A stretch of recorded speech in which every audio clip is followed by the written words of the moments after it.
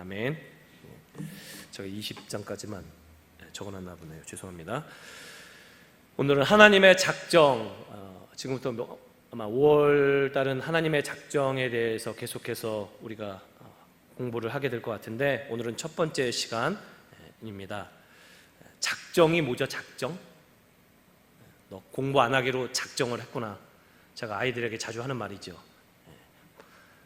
공부는 안 하고 게이머 되기로 작정했구나, 뭐 이렇게 얘기를 하는데, 우리가 수요일은 교리를 공부합니다. 지난 시간에 뭐 삼위일체에 대해서 했는데 상당히 좀 어렵죠, 교리라는 것이. 그런데 왜 우리가 그냥 평신도들인데, 성도들인데 꼭 이 수요일 날 교리를 배워야 할까요? 그런 말이 있습니다. 신학교에 처음 입학할 때는 목사인데, 2학년 때는 장로고, 3학년 때는 집사고, 4학년 때는 초신자가 된다.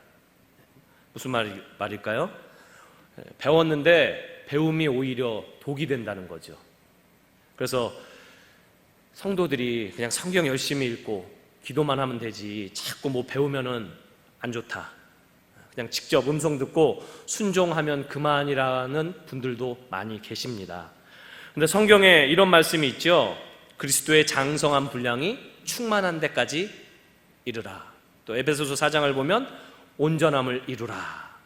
계속해서 성경은 우리에게 예수 믿고 구원받고 이제 죽으면 천국 가니까 끝이다, 이렇게 얘기하지 않고, 예수를 믿음에도 불구하고 계속해서 성숙하고 성숙하고 온전하고 온전하고, 아이에서 머물지 말고 아비가 되라고 이야기를 합니다. 왜 그럴까요? 성숙해야 하나님의 일을 할 수 있기 때문입니다. 어린 아이에게 일을 시키면 어떻게 됩니까? 3살, 4살 된 아이에게 밥 좀 해라. 엄마가 아프다. 아이가 밥을, 요즘 뭐 전기밥솥 쓰니까 할 수는 있겠지만 뭐 다 때려 부시고 깨트리고 치우는 일이 더 많아지죠. 성숙해져야 일을 하고, 또 문제가 생겨도 해결할 수가 있는 것입니다. 그래서 우리가 신앙의 뜨거움, 열정도 중요하지만 성숙한, 온전한 아비 같은 성도들로 자라가야 될 줄을 믿습니다. 근데 어떤 사람이 성숙한 사람일까요? 주민등록상 20살이 넘으면 성숙한 사람입니까? 저는 이 성숙의 특징이 분별력이라고 생각합니다. 분별력. 저희 막내가 아주 욕심이 특심합니다. 아주 욕심이 많아요. 그래서 어떤 분이 이제 책상을 주셔가지고 초등학교 2학년 때 처음 자기 책상을 줬습니다. 근데 누가 준 거라서 이 열쇠가 없더라고요. 근데 뭐 2학년이 거기 뭐 가질 게 뭐가 있어요. 그래서 줬더니 대번 하는 말이 열쇠를 만들어 달래요. 그래가지고 네가 뭐가 있다고 열쇠를 만들어 달라냐 그랬더니 무조건 만들어내. 얘는 뭐 없어요. 무조건 해줘야 돼가지고 열쇠 새로 책상이 아니라 상자 들고 가가지고 열쇠를 새로 맞춰서 10,000원인 가지고 맞춰가지고 새로 해줬습니다. 그러니까 거기다 뭘 계속 집어넣더라고요. 그래서 한 2달 지나가지고 한번 살펴봤습니다. 뭐가 있나. 그랬더니 남자애들답게 동네에서 이렇게 눈에 보이는 잡동사니는 다 집어넣어가지고, 이거 완전히 고물상이에요, 고물상. 제가 보고서 막 웃었습니다. 무슨 보물처럼 막 숨기고 누가 볼까 막 해놓고서 보니까 다 쓰레기만 있어가지고, 뭐 쓰레기장이네? 또 하필 그 말을 들어가지고 엄청 두들겨 맞았어요. 제가 말 함부로 한다고. 자기 보물인데. 어린아이들은 반짝이는 게 다 금이라고 생각합니다. 그런데 어른은 반짝인다고 다 금이 아니구나. 그런데 이런 분별력이 어디에서 생깁니까? 바로 이 지식이죠, 지식.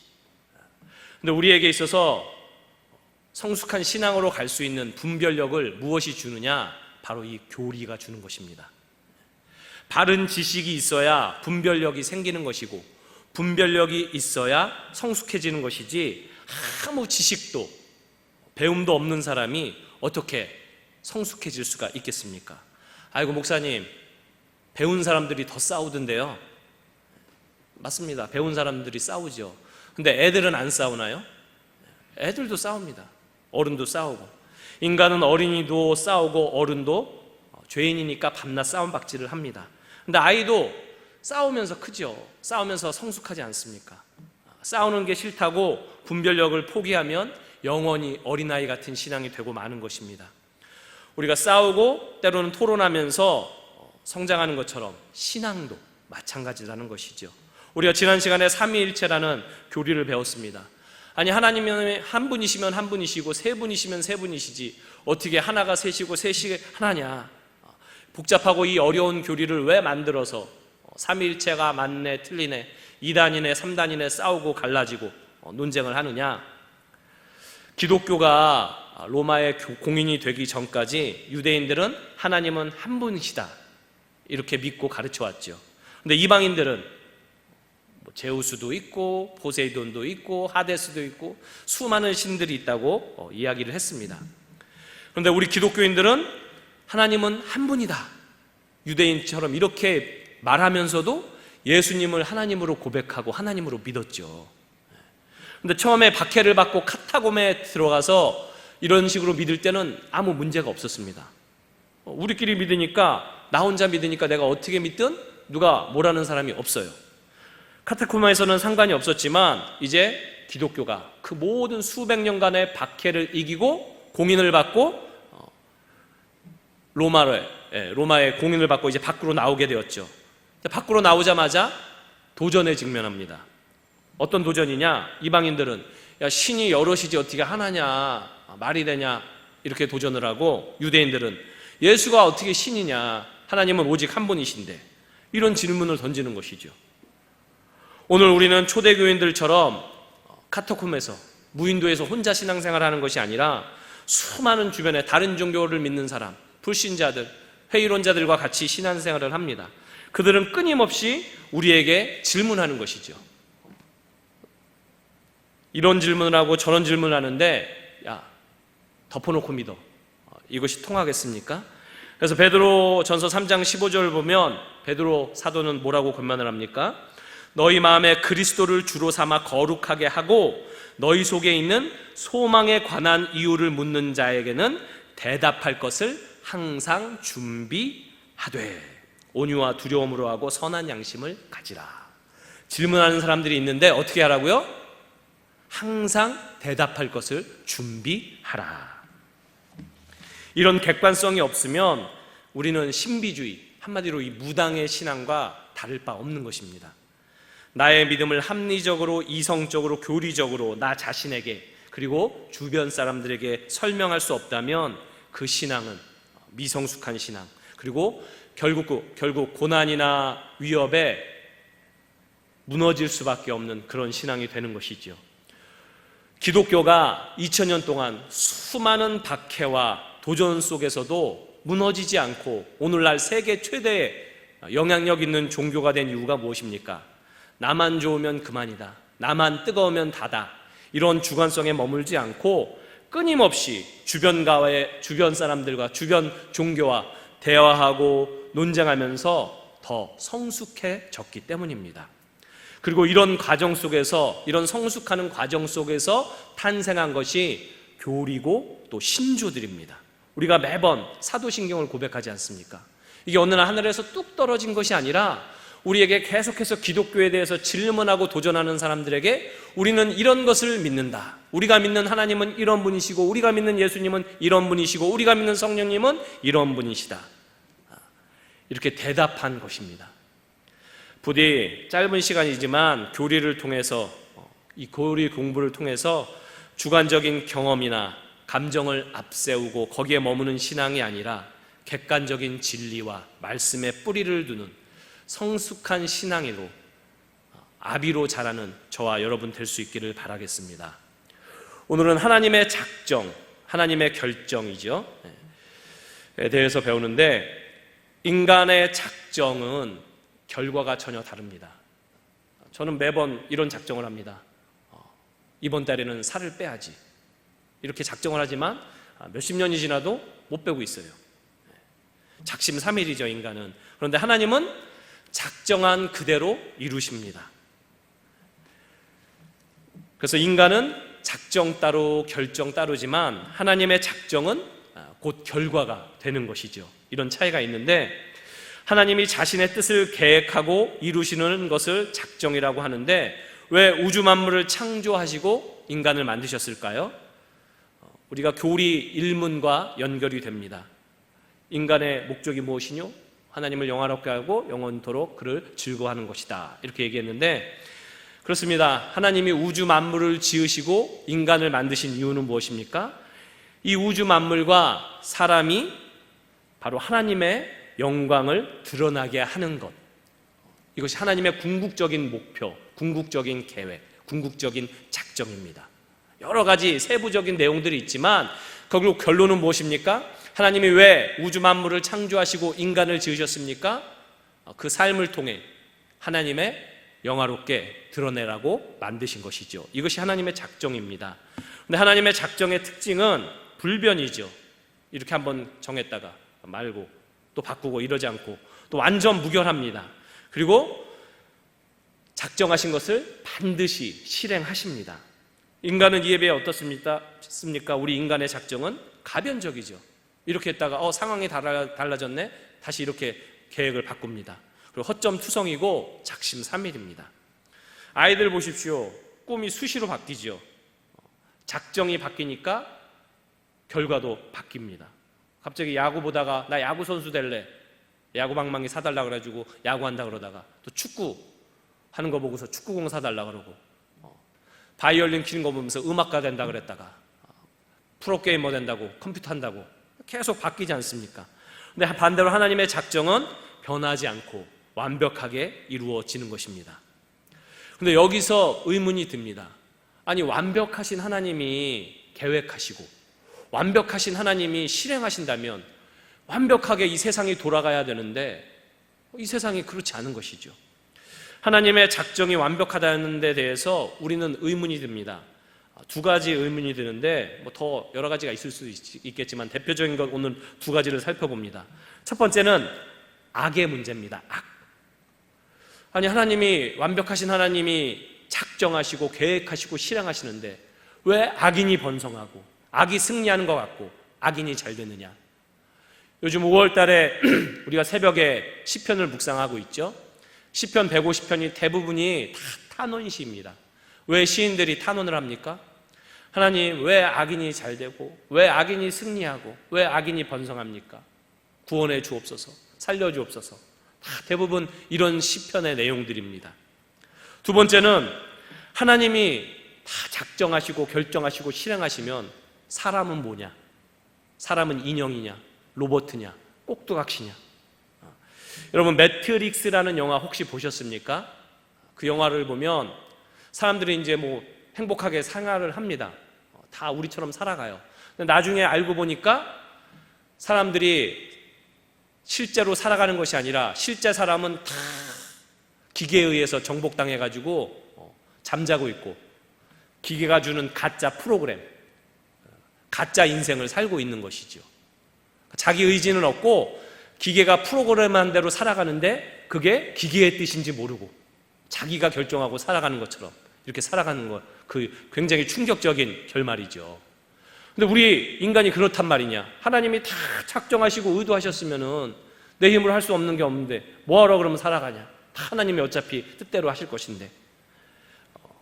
하나님의 작정에 대해서 인간들은 항상 도전을 하고 의문이 드는 것입니다. 악의 문제. 선하신 하나님이 작정하셨는데 왜 이렇게 악이 번성하고, 그리고 하나님이 다 작정하시면 사람은 로봇에 불과하냐, 이런 문제들이 있죠. 그래서 오늘 말씀을 통해서 과연 하나님의 작정이 무엇이고 어떤 추상적인 사변적인 이야기가 아니라 오늘 요셉의 삶을 통해서 하나님의 작정이 무엇이고 그 작정이 어떻게 이루어지는가를 통해서 이런 의문들을 한번 풀어보는 시간을 갖도록 하겠습니다. 먼저 악의 문제에 대해서 한번 살펴보는데, 하나님이 선한 계획을 세우셨는데 왜 악이 승리하고 악이 번성하는 것 같을까요?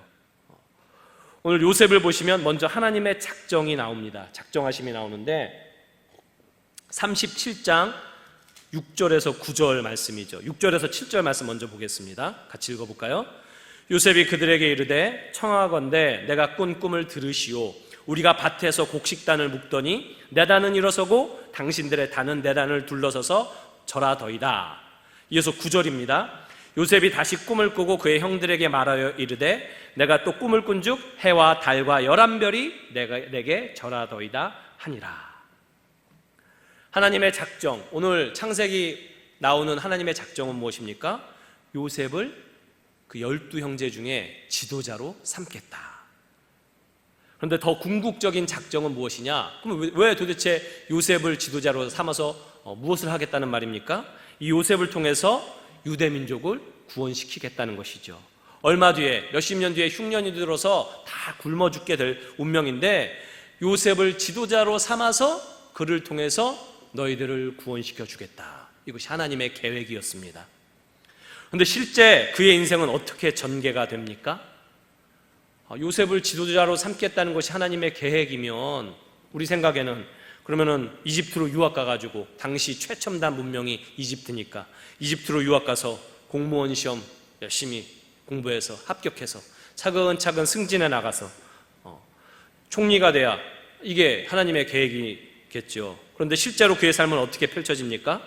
갑자기 형들이 질투해가지고 그를 죽이려고 하다가 노예로 팔아버립니다. 노예였지만 열심히 일해서 가정 총무가 되었습니다. 그런데 또 이번에는 보디발의 아내가 누명을 씌워서 죄인이 되어서 감옥에 투옥이 됐죠. 여기까지만 보면 하나님의 작정은 전지전능이 아니라 무지무능해 보입니다. 인간의 이 허접한 계획과 다를 바가 없습니다. 아니, 요셉을 지도자로 삼겠다 그러더니 이건 무슨 지도자가 아니라 노예였다가 죄인이 되고, 이거 도대체 견적이 안 나오는 그런 상황이 되죠.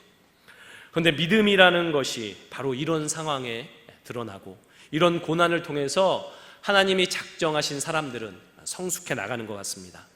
캄캄한 먹구름, 장마철에 며칠씩 해가 보이지 않는 때에도 여전히 하늘의 태양은 빛나는 것처럼 우리 눈에 보이는 것은 절망이고 실망뿐이지만 눈에 보이는 것 때문에 하나님을 부인하고 원망하지 않고 여전히 믿음의 눈으로 하나님이 나와 함께 하심을 믿고 하나님의 작정을 믿을 때 우리의 믿음은 성숙해 나가게 되는 것입니다.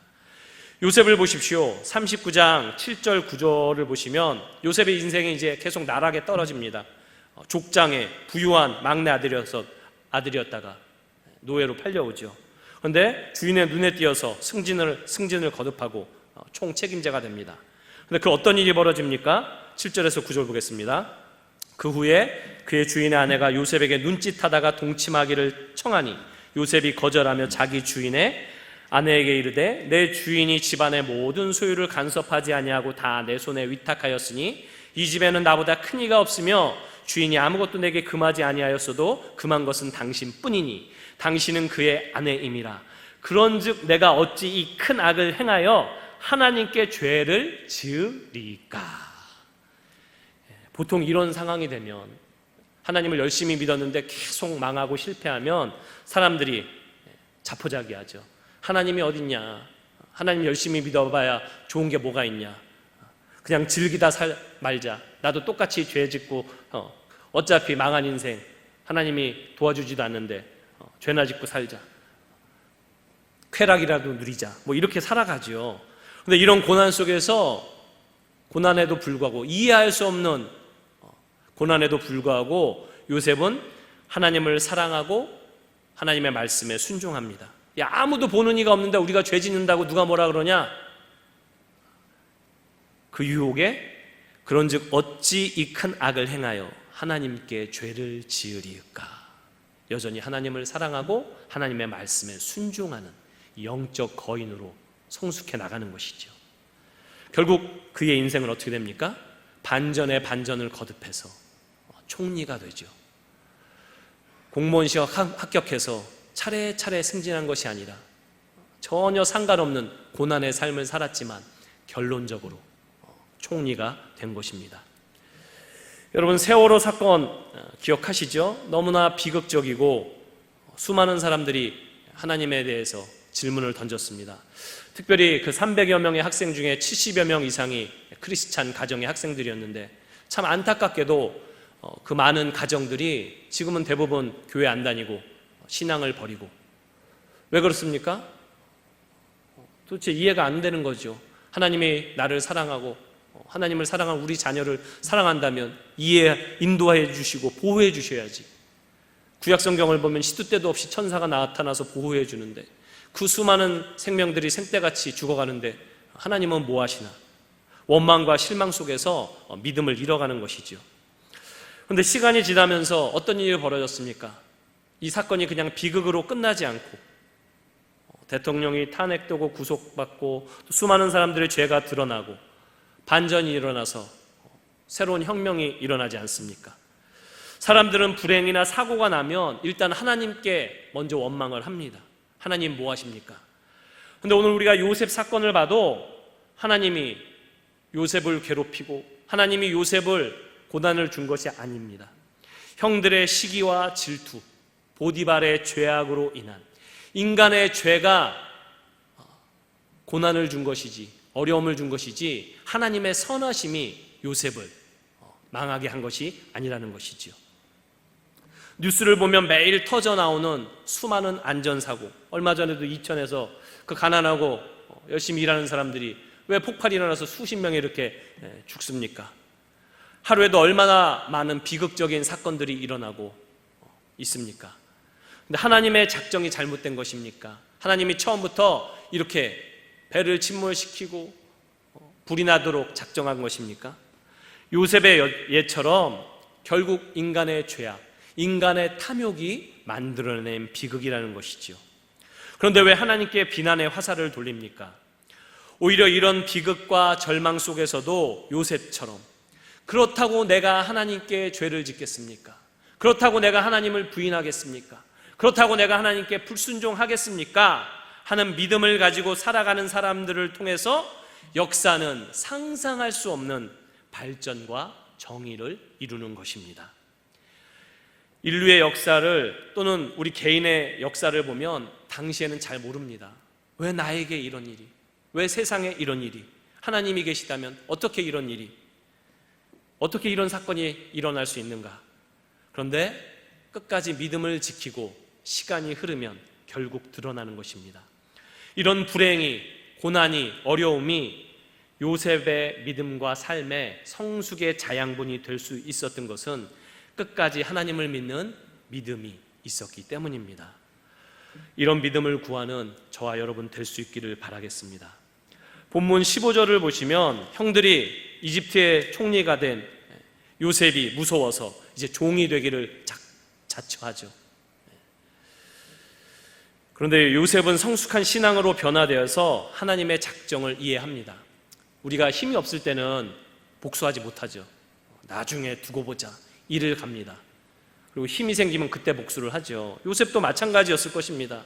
감옥에서 또 고난을 당할 때 나중에 내가 여기를 탈출하면 우리 형들 보자, 아빠한테 다 잃을 거야, 가만 안 놔둘 거야, 이런 마음이 있었겠지요. 그런데 결국 믿음으로 인내하니까 하나님의 작정을 깨닫게 되더라는 것입니다.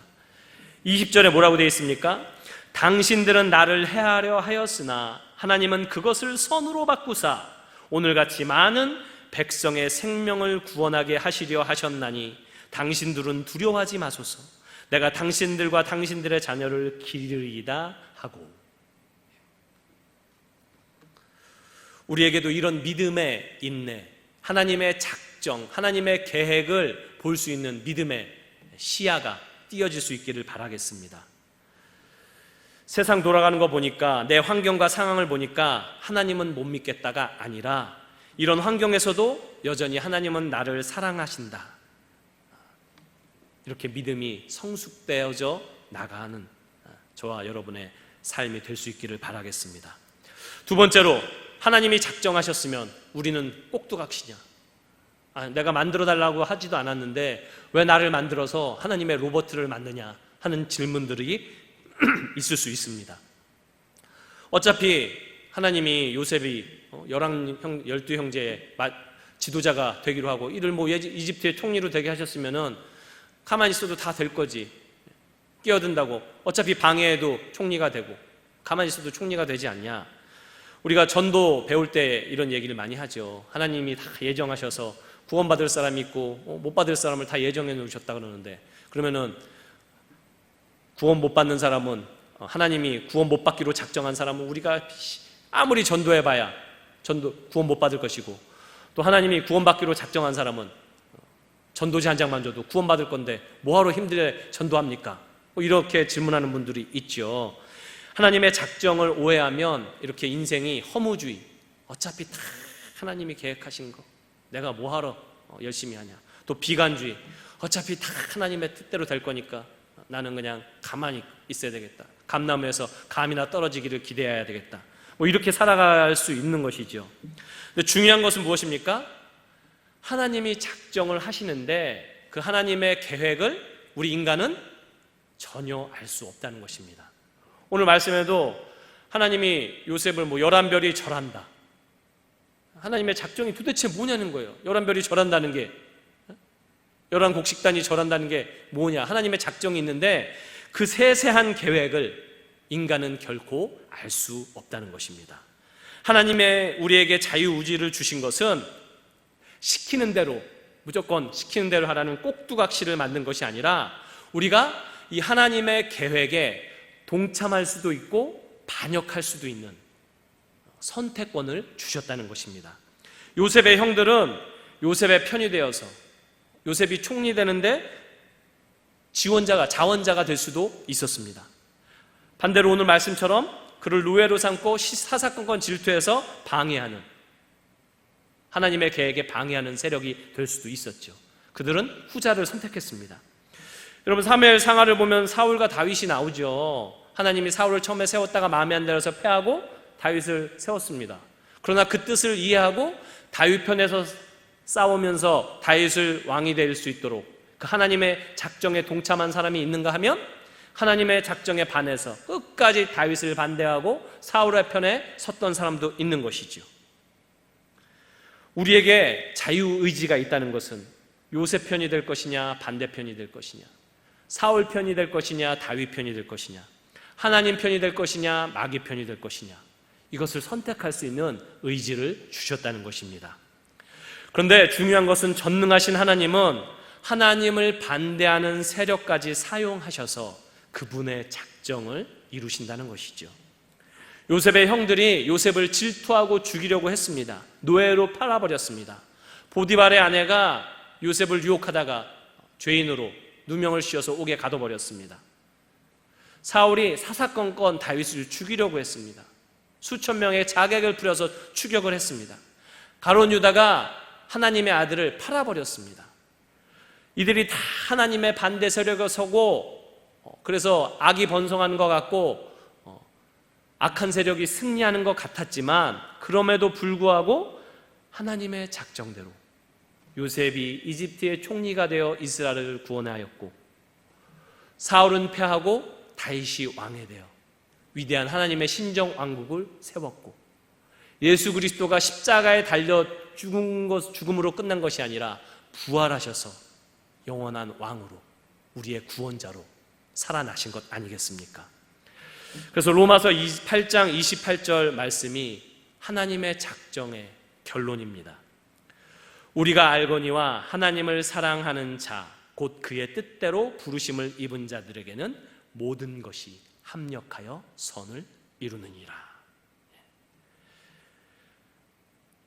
하나님이 우주 만물을 만드시고 인간을 만드셔서 하나님을 영화롭게 하려는 선한 계획을 세우셨습니다. 근데 끊임없이 악의 세력이 반대하고 반항하고, 그래서 때로는 악이 승한 것 같고 악이 승리하는 것 같지만, 하나님을 사랑하는 자 그 뜻대로 부르심을 입은 자들에게는 그 모든 것이 협력하여 합력하여 결국 승리하고 선을 이루게 된다는 것이죠. 하나님은 계획하시고 이루시는, 작정하시는 하나님이십니다. 그런데 우리는 하나님의 이 구원의 드라마에 선한 역할로 자원할 수도 있고 악당이 될 수도 있는 자유의지를 주셨다는 것입니다. 오늘 본문을 보시면 요셉은 그 긴 고난과 어려움을 이기고 이집트의 총리가 되어서 이스라엘을 구하고 그의 인생을 통해서 하나님을 영화롭게 하였습니다. 이렇게 하나님의 작정의 최종 목적은 고난과 사탄의 방해를 이기고 끝까지 믿음을 지키고 성숙하게 되어서 하나님을 영화롭게 하는 데 있는 것이지요. 말씀의 결론을 맺겠습니다. 우리 인간에게는 하나님의 작정에 참여할 수 있는 자유가 있습니다. 그런데 반대로 방해할 수 있는 자유도 있는 것이죠. 영화를 보시면 주인공이 있고 방해하는 악인이 있는 것처럼 우리는 하나님이 만드신 구원의 드라마에 선한 역할로 자원할 것이냐, 악당으로 자원할 것이냐, 이 의지를, 이 선택권을 하나님이 우리에게 주신 것입니다. 선악과를 안 먹고, 선악과 먹지 말라 그랬으니까 안 먹고 하나님의 동산을 잘 다스릴 수 있는 의지도 있고, 하나님이 말씀하셨어도 따먹고 내 멋대로 다스릴 수 있는 의지가 있는 것입니다. 자유가 있는 것입니다. 하지만 하나님은 사탄의 방해, 그리고 인간의 배신과 반역에도 불구하고 작정하신 대로 실행하시는 전능하신 하나님이신 것입니다. 우리가 이 하나님의 위대한 구원의 역사에 반역이 아니라 순종함으로 동참하는 믿음의 사람들 될 수 있기를 바라겠습니다. 요셉처럼 끝까지 믿음을 지켜서 하나님을 영화롭게 하는 역사의 주인공들로 살아가는 저와 여러분 될 수 있기를 바라겠습니다. 우리 처음에 불렀던 찬양이죠. 꽃들도 함께 찬양하고 오늘 말씀을 붙들고